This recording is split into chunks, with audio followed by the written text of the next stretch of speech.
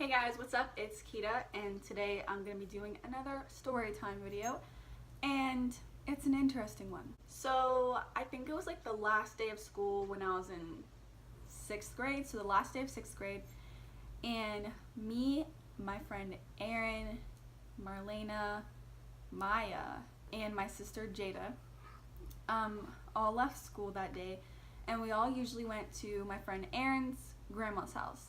And she kind of lives like by the school, so we walked home to her house and we were gonna ride bikes because that's what we did in 6th grade.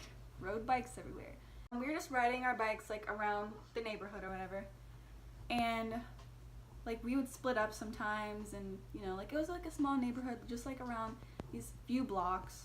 We had noticed that this strange van was kind of like following us. Like every time we turned, like we would like see it, and then it was basically going in the same direction that we were going. So we noticed this van is following us, so we were like, okay, like whatever. So then we split up once again, and I was riding my bike down this like, it was like a parking lot, but it was like a hill. It was like behind a gas station, and so if you go in front of the gas station and go behind it, like there's like a long hill that goes down, and then the hill leads to this alleyway which is behind all the houses. So I'm gonna try to draw this out for you. Okay, this is gonna be a terrible drawing, but just bear with me. So I'm gonna draw it as if like you're looking down on like where it was. Okay, so this is the alleyway, this is the big parking lot, then another alleyway goes this way. So then I was riding my bike down this little parking lot, and then this is the van coming down this alleyway. So I don't know if you can tell what that is, but just try for me, thanks.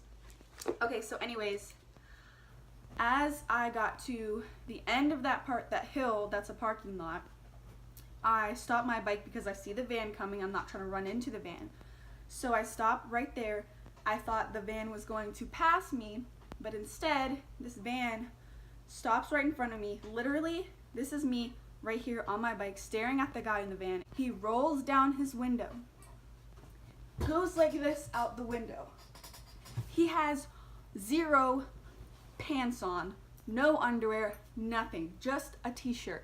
And I think he had like a hat on or something. So no pants, shows me his area, and I immediately just start crying. I'm like staring at him and I'm like, is this happening right now? So after like, it felt like 5 minutes that I was looking at him, but it was like probably like 2 seconds that he did all this strangeness. I started crying, and then he drove away.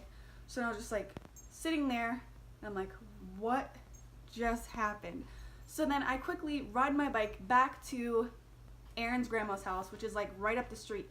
So I get to her house, and then I see like Erin, Maya, and Jada like coming back on their bikes too, and I'm like crying. They're like, what's going on? What happened? And I tell them what happened, and they're like, oh my gosh, like we need to go find him. Erin like was mad. Like he was like we're about to find him. Like I'm about to beat him up. I was like, Erin, no. Like what if he takes us? What if he kidnaps us? And I was like so scared. So then we go inside, and we're telling Erin's grandma what just happened, and she's like, oh my gosh, like we need to call the police. So the police are called, we tell them what happened. They apparently, you know, go try to find him, can't find him. So like a couple days later, the cops come to my house. I'm outside on the porch with my parents, and the cop shows me like these pictures. It was like 6 pictures of like 6 different dudes. So then, Brutus. So I'm looking at the pictures, and he's like, okay, like, do any of these people look familiar to you? Was any of these guys the person that you saw? So I was like nervous, like this has never happened to me in my life. I just got out of 6th grade, like I didn't know what was going on. So I'm looking at these pictures, and I'm like, this guy kind of looks familiar. And he did, not gonna lie, he did look familiar, but I had no idea if it was him or not. I could not remember, but he just looked familiar to me, so I was like, I think that's him. I'm gonna knock you out. Stop biting me. So I picked this guy, and turns out it wasn't him, because about like a week later, me, Aaron, Marlena, and Jada were riding our bikes again, but around my house. So my house is like a couple blocks up from their grandma's. So it wasn't that far away. So we're riding our bikes around my house, and we see the van again.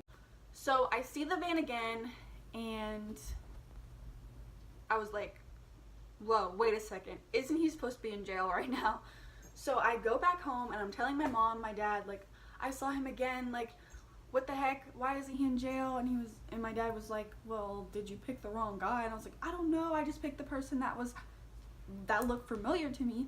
So then, the cops are called again. Even though he didn't do anything that time, I still knew it was him. We still saw him again, and he wasn't locked up. So,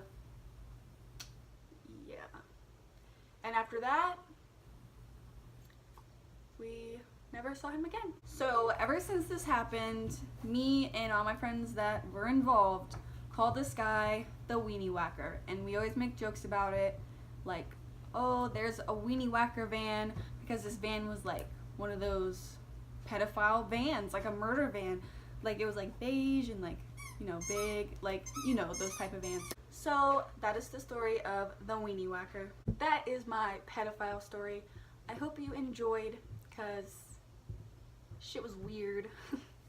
But anyways, make sure to like this video, comment down below if you want more story times, and please, please, please subscribe to my YouTube channel.